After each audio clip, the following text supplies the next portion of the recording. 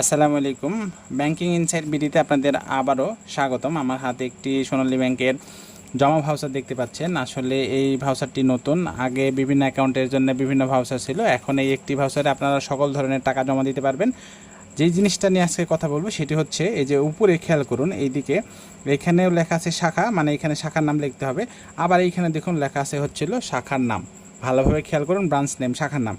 এখন অনেকে আসলে গলেই ফেলতেছেন, এইখানে শাখা এখানে শাখা।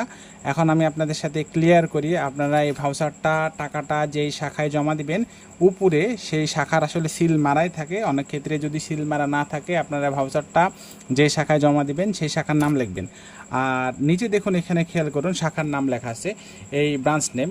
এইখানে আসলে আপনাদের অ্যাকাউন্টটা যেই শাখার অ্যাকাউন্ট সেই শাখার নামটা এখানে লিখতে হবে। আশা করি আপনারা বিষয়টা বুঝতে পারছেন। উপরে যে শাখায় টাকাটা জমা দিবেন সেই শাখার নাম এবং নিচে যে লেখা আছে শাখার নাম, এখানে হচ্ছিল আপনাদের অ্যাকাউন্টটা যেই শাখায় সেই শাখার নাম। ধন্যবাদ।